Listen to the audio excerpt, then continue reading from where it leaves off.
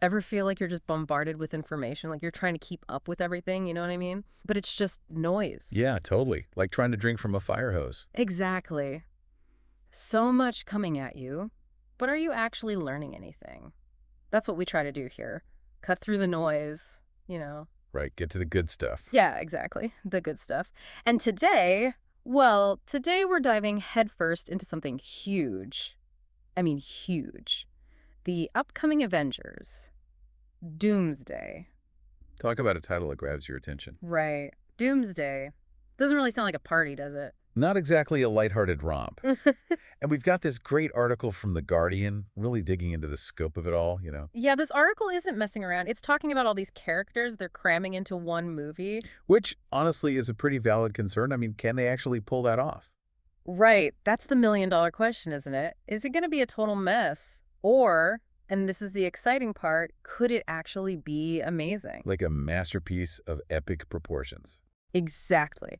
So that's what we're looking at today, this big question mark hanging over this mega movie. And the way they announce this thing, it just adds to the whole mystique, you know? Oh, yeah, forget your typical press release. This was like performance art. For real. 5 hours. A 5-hour live stream. Can you imagine? Yeah. 5 hours. And it was so bizarre. Just a bunch of empty director's chairs, the stark lighting. And then one by one, the names started appearing. Yeah, slowly. Like painstakingly slow. Chris Hemsworth, Tom Hiddleston, Anthony Mackie, you know, the big guns. Paul Rudd, Letitia Wright, Simu Liu, on and on. It was so weird. Definitely not your average hype-building event. So was it genius? Mm-hmm. Or just strange? The Guardian called it internet performance art as corporate spectacle, and honestly, they're not wrong. It was something else. But hey, we did get some concrete confirmations out of it. Right? Oh, for sure. Some of the MCU heavy hitters are back. Thor, Loki, Captain America, Ant-Man, Black Panther, Shang-Chi, all locked in. The core crew, the ones we've been following for years. But there are some pretty noticeable names missing, at least according to the article. Yeah, no official word on Tom Holland, so Spider-Man's up in the air. Same with Elizabeth Olsen, so no Scarlet Witch confirmation. And no Brie Larson either, so Captain Marvel's MIA for now. Makes you wonder, doesn't it? Are they saving those announcements for later?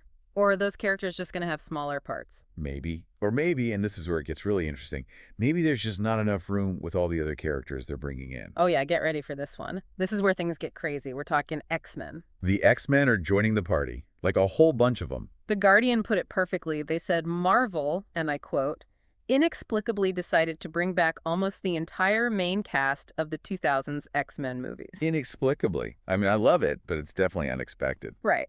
We're talking Patrick Stewart back as Professor X, Ian McKellen as Magneto, James Marsden, Cyclops, Kelsey Grammer, Beast, and Rebecca Romijn, Mystique. It's like a full-blown X-Men reunion tour, smack dab the middle of the MCU. How are they going to make this work? Different timelines, alternate universes, who knows? The article definitely highlights how out of left field this is, but Yeah. it's exciting. Oh, right? totally. But wait, there's more. We've also got Channing Tatum finally stepping into the role of Gambit. Gambit, Yeah. finally. I know, right? And The Guardian, they had a little fun with this one. They pointed out that, and I'm quoting again here, Gambit has only ever starred in imaginary films conjured by hastily written press releases. Yeah, true. Besides that little tease in Deadpool and Wolverine. Right, exactly. So this feels big, you know, like he's finally getting his moment.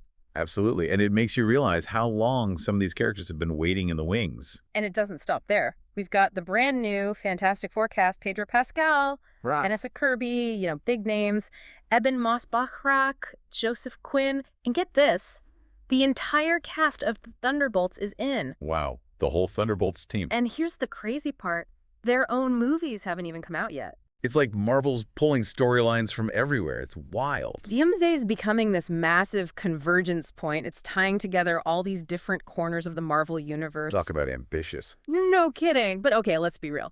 There was one moment during that 5-hour live stream that broke the internet. Oh, yeah.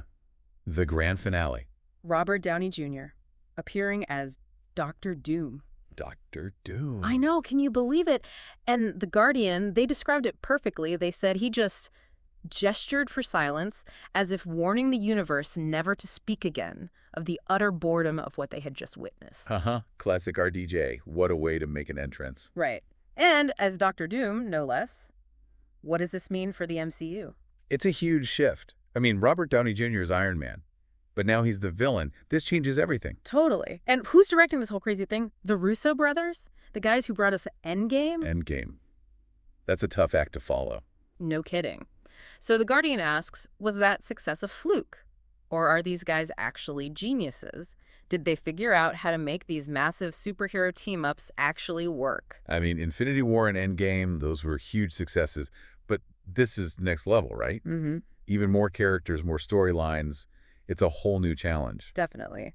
And The Guardian didn't shy away from another big element here, the nostalgia factor. Oh, yeah, they called it a sprawling nostalgia bait mashup. Right, like the biggest, most shameless nostalgia fest since No Way Home. And they're not wrong.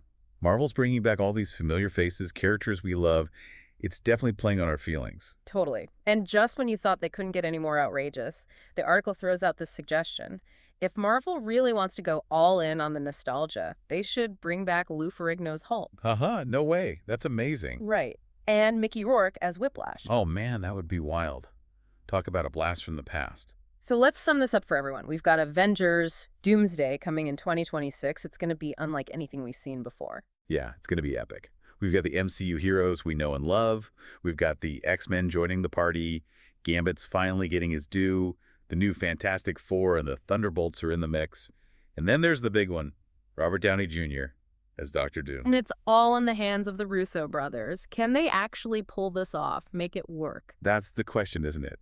Can they juggle all these characters, all these storylines, and still deliver a great movie? The stakes are high. And yeah, the nostalgia is a big draw, but it can't be the only thing carrying the film. Exactly. It needs a strong story. It needs to feel real, earned. So here's something to think about. With all this talk about Doomsday and bringing back characters from Marvel's past, what would you want to see? What crazy, unexpected character or element would make you lose your mind if it showed up in this movie? It's fun to imagine, right? What deep cut from the comics, the cartoons, the old movies, what would be the ultimate nostalgia bomb? Definitely something to ponder as we wait to see what happens when Avengers Doomsday hits theaters in 2026. 3 years. It's going to be a long wait. It is, but I have a feeling it's going to be worth it. I hope so. Me too. Yeah.